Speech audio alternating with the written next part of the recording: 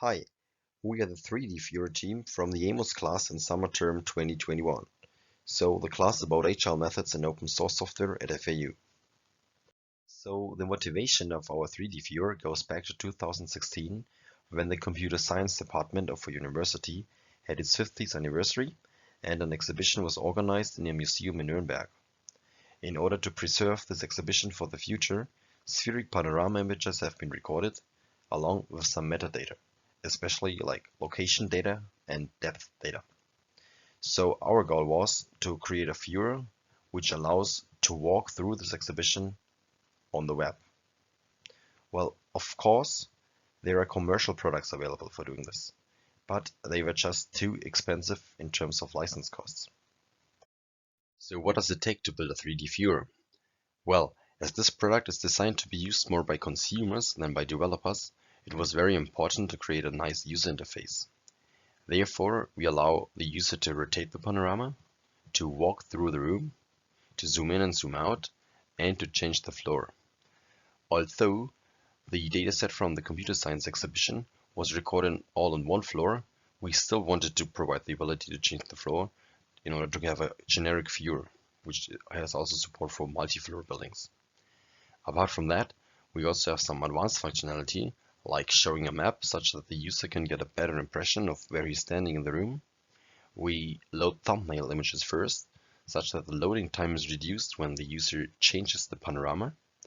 And finally, we also provide a powerful API, such that our viewer can be extended by third-party plugins. So what's the technology used in our viewer? As this is a web-based viewer, of course we're using HTML and CSS.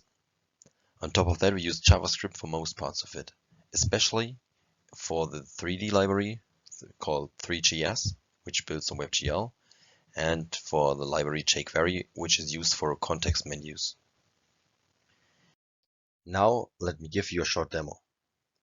Alright, so we're now back in 2016, standing in the museum in Nuremberg. So the first thing we would probably want to do is, we would want to look around to see where we actually are.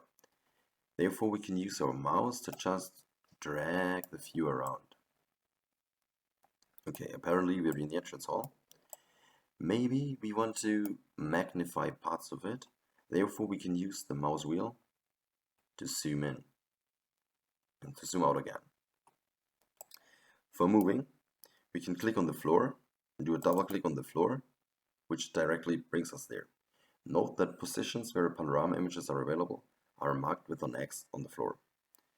Okay, well, instead of walking all the way down to the exhibition, we can just use the map to directly jump there. Again, use a double click and it will directly bring us there. What you just saw for a short moment was that there was a grayscale image displayed. And this is what I told you, that we are loading lower resolution images first in order to speed up the loading time. Alright, and please note, while I zoom in, like this cone is also updating the map. Okay, in case we would have a building with multiple floors, we could use those floor up and floor down buttons to change floors, or we can use this drop down menu to directly select the floor we want to move to. Okay, so why do we need an API? Well, the reason is, we could use the zooming to read things on the wall, but it would be even cooler if we could have like pop-ups here. If there would be some bubble which we could click on and some game or some quiz would show up.